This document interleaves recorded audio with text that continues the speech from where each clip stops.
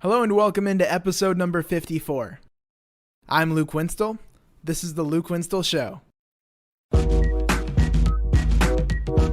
Today I talked with Trey Harris, an outfielder in the Atlanta Braves minor league system who is named the 2019 Braves Minor League Player of the Year.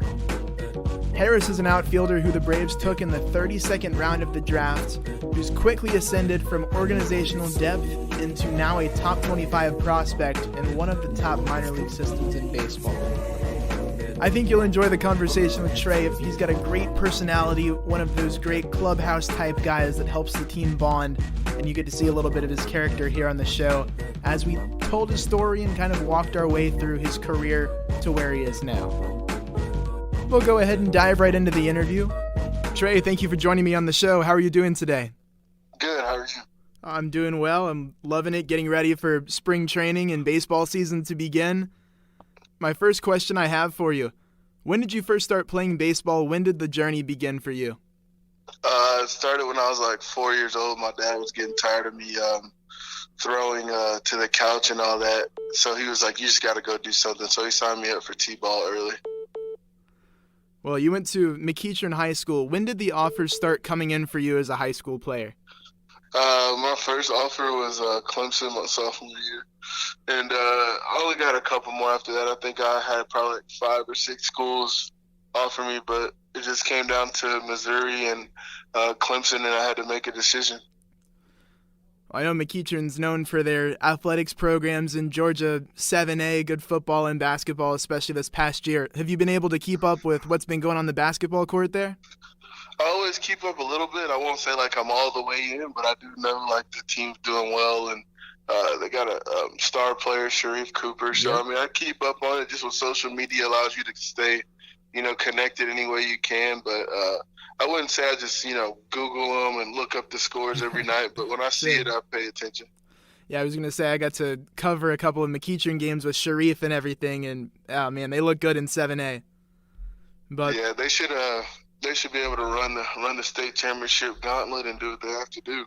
Yeah, they should. So coming out of high school for you, I know you went to Missouri. Was there any thought for you coming straight out to the MLB, or did you have college set in your mind as a priority first?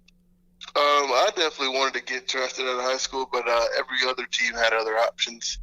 Had other mindset plans. So I was able to watch some of my closest friends have their dreams come true, and I was just, looking forward to the next step. Can't really dwell on it too much. Just have to put it in a note and just keep moving back. Well, when you did get drafted, what was your experience like going in the 32nd round? What was your draft day like? It was actually very worrisome. I didn't know when it was going to happen, how it was going to happen, and if it was going to happen. So I always joke around. I was like 15 and 20 minutes away from selling insurance because I was taking so late, and just kind of understanding, who I was as a player, just what I had to overcome. So it was just up and down. My parents, my sister and my dad had just left. They gave me some space because we weren't sure it was going to happen. And then as soon as they left, I got the call that I was a Brave. So that was really, really cool. Well, being from the Atlanta area, not too far from the stadium, was Atlanta a place that you wanted to go, or what was your thought there? To be honest, I just wanted the opportunity, but for it to be Atlanta was like a cherry on top. So it was just exciting, a blessing because, growing up always a Braves fan, now I get to play with the Braves. Well, you've come a long way from 32nd round pick to now a top 25 prospect in the Braves system that a lot of pundits would have ranked in the top 3 or top 5 minor league systems out there. What's been the key to your breakout going from where you started and then kind of proving a lot of people wrong? I think all the teams that passed up on you probably want you now. Yeah, it's been really exciting. I just try to make it worth it every step of the way. I just try to put pressure on everyone around me to be better, get better, and do better. So in your kind of breakout period in the past year and a half or 2 years, have you made any adjustments to kind of come up and surge the way you have, putting up the numbers and averages and power numbers that you have? To be honest with you, no. I guess over the years, junior and senior year, I got with a coach, Dylan Lawson, who really changed my swing and kind of got my mindset towards back to, lifting the ball, hitting the ball in the air hard. And I think I just kind of took that into pro ball. And a lot of people will tell you that they're not really surprised by what I'm doing. And honestly, I'm not either. I've worked hard. I've done everything I've had to do, and I'm just getting some of the reward for it. I still think there's more to get. I'm not settling, and I'll be making my goals just as hefty as I did last year. Well, this past year you were named the Atlanta Braves Minor League Player of the Year, and for anyone that knows the Braves system, that's a really big deal, especially with guys like Drew Waters and Christian Pache in the pipeline, so it's obviously really impressive. Who was the first person you told when you found out about the award?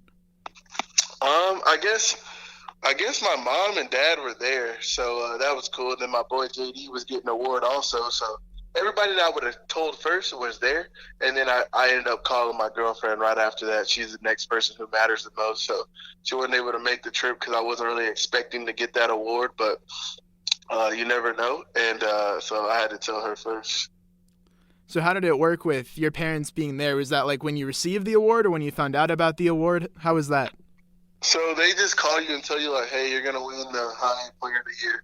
You're going to be on the field. You're going to do all this. So, like, you just think you're getting the high player of the year. You're better than the 40 or 50 guys that played at that level. It's like cool accomplishment and everything.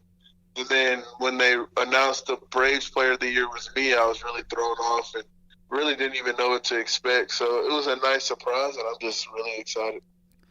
Well, now coming up through the Atlanta system, which person in the organization, whether it be a coach or a player or someone else, has had the biggest impact on your development? Ooh, that's a tough question. I would say a lot of coaches helped me out a lot, but I just think having a close-knit friends, like, they were willing to push me and make sure that I'm doing the right thing. I think you grow by the people around you. Iron sharpens iron. So I felt like the people around me were pushing me every day. Like, I'd get 2 hits. If they got 3, they were going to let me know. So I think every day, just having people around me that were willing to push themselves and then push me. So I think just, honestly, my close group of boys around here just kept me humble, kept me hungry, and it was a lot easier. So who's in that group of boys? I know, like, on the major league level, Ronald Acuna and Ozzie Albies are always kind of pushing at each other and messing around a little bit. Who are your guys? I guess my guys were like Brendan Venter and Greg Cullen and Justin Dean. We all lived in the house together, and we'd watch Entourage downstairs and just have real talks. And then we'd all head to the field together, put in our extra work. So it was cool. Like I said, iron sharpens iron, and I think it really benefited for all of us. I mean, we all had good years, and we all did what we had to do. So it's been a nice little ride for all of us. Well, this past year you went to the Arizona Fall League. You were named an All-Star there, and the last Brave to be named an AFL All-Star was Ronald Acuna in 2017, so you're joining good company. What was your experience like in the AFL this past season? How did that help you continue to develop? Scottsdale was amazing.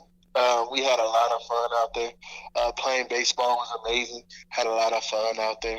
I think just, being able to be around the people that are really good and being around people who you hear their names, prospect this, prospect that, be able to battle it out with them was big for me. I think it was a big deal, and I was able to perform, and I was blessed to be an all-star. So just a part of the ride. Well, spring training is here. Baseball fans can't wait. What's the next step in your development personally on the field? I just think being more consistent every day. Don't be afraid to be the 3-hole hitter that everyone expects you to be. Don't be afraid of success. Embrace it. Understand that what got you there, and don't change a thing. Make my goals bigger, and don't be scared to outdo what I did the year before.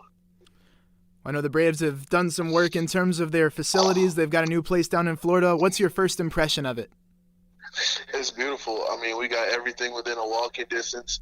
Everything's brand new. You can't complain a bit. I think it's just really nice, and I'm just excited to be down here. A lot easier to go to work when you have such a beautiful place. So I was told that you hit the first home run in SunTrust Park history in a competitive non-exhibition game. Is that true? Yes. Walk me through that moment for you. What was it like? Coach gave me the bunt sign, and then the guy almost hit me in the head, so then he just gave me the hit sign, like, do what you do. And I was able to hit the slider the next pitch kind of low and in, kept my hands in, and hit it in the smallest part of the field, down the bullpen. So it was an exciting time, and it was really cool to be a part of, and it's been something I'll remember forever. Hopefully it's not the last home run I hit in that part. Right, so that was the Missouri versus Georgia game, is that correct? Yes. Awesome. So now we'll head into our rapid fire section. If you could pick any two current baseball players at any level to form an outfield trio with you, who would it be and why? Mookie Betts and my boy Justin Dean, because Justin Dean is fine. He's good. He's a really good player. It'd be really cool to play with him in the show. And then Mookie Betts because he's the best, and I want to be around the best at all times. So we'll let JD play center, Mookie in right, and I'll play left. I'm willing to ball for the boys. Awesome. I love it. We recently ended the 2010s. What's the best song from that decade?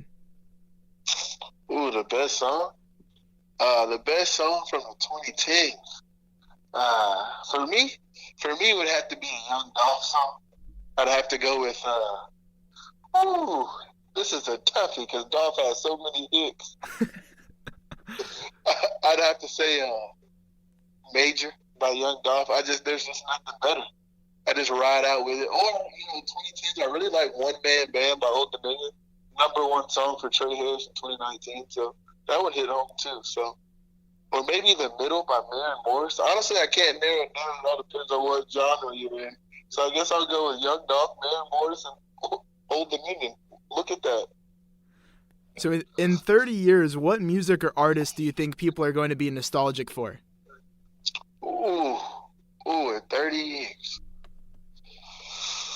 I think Beyonce will never go away. I just think her sound, her life, her voice will just never go away, and she'll be able to do it as long as she wants to.